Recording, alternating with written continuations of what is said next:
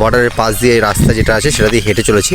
আমাদের মতন বহু লোক আছে যারা কিন্তু ঘুরতে আসে এই বর্ডারে। দেখুন খুব সুন্দর জায়গাটি, কিন্তু এপাশে রয়েছে বিস্তীর্ণ খালি ফাঁকা জমি, এগুলো কিন্তু ইন্ডিয়ার জমি, আর এপাশেও রয়েছে বাংলাদেশ জমি। দিদি ভাই, আপনারা কি ঘুরতে এসছেন? আপনারা কোথা থেকে এসছেন?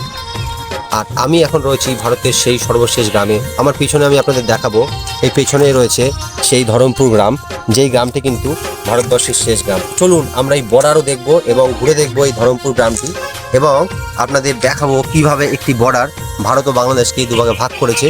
জুম করে দেখাচ্ছি, দেখুন এইটাই রয়েছে বিএসএফের ক্যাম্প, আর সেই ক্যাম্প পার করে দূরে দেখতে পাচ্ছেন তারকাটা, আমরা সেদিকেও যাব। কিন্তু তার আগে এই গ্রামের প্রথম বাড়িটি আমি আপনাদের দেখাচ্ছি। দেখুন এটি কিন্তু ভারতের প্রথম বাড়ি, ভারতের যে সীমানা রয়েছে বাংলাদেশ ও ভারতের, সেই সীমানার প্রথম বাড়ি। দেখুন বাড়ির পাশেই গোবর দিয়ে কিছু জিনিস তৈরি করা হয়েছে যেগুলো জ্বালানির কাজে লাগে। আর দেখুন বাড়িটি, দেখুন এটি কিন্তু ভারতের দিক থেকে প্রথম বাড়ি। বাড়ির পাশেই রয়েছে দেখুন সর্ষে জমি, আর আমি যদি একটু জুম করে দেখাই, জমির দূরেই রয়েছে কিন্তু তারকাটা, দেখুন। আর এখানে রয়েছে নিজস্ব খেজুর গাছ। এই দেখুন বর্ডার, আর বর্ডারের পাশে এটাই ভারতবর্ষের সর্বশেষ বাড়ি যাকে বলতে পারেন। ধরমপুর গ্রামে মাঝদিয়ার অন্তর্গত এই বাড়িটি রয়েছে। দেখুন আমি রয়েছি ভারতের বর্ডারের একদম পাশে।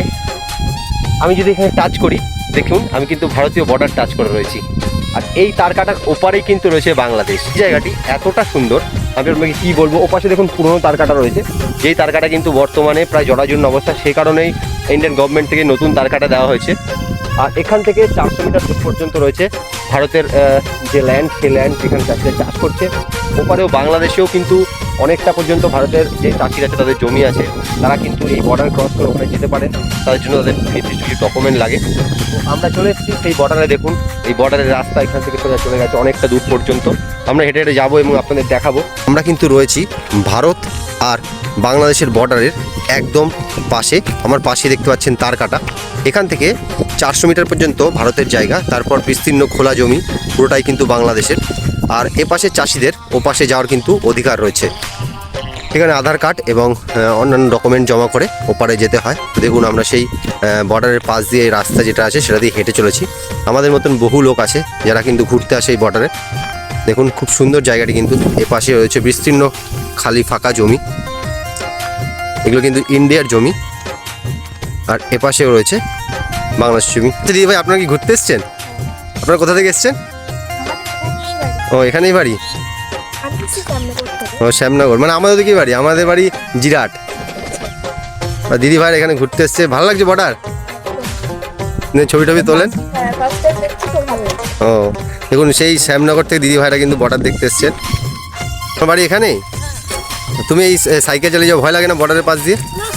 কেউ কিছু বলে না? না আর্মিরাও কিছু বলে না? তো বন্ধুরা দেখুন বর্ডারের ঠিক সামনেই রয়েছে একটি ছোট্ট পার্ক। সমস্ত ট্যুরিস্টদের এখানে ঘোরাঘুরি বা হালকা বাচ্চাদের খেলার জন্য কিন্তু ব্যবস্থা করা হয়েছে। তো আপনারা যদি আপনার পরিবার নিয়ে এখানে আসেন, এই সমস্ত ছোট্ট পার্কটাতে কিন্তু বাচ্চারা সমস্ত কিছু উপভোগ করতে পারবে। বন্ধুরা এবার চলুন আমরা এই শান্ত স্নিগ্ধ শ্যামল ভারতের শেষ গ্রামে আরেকটু ভেতরে গিয়ে আরও বেশ কয়েকটি বাড়িঘর এবং তাদের জীবনযাত্রা সম্পর্কে বেশ কিছু ধারণা নিয়ে আসি।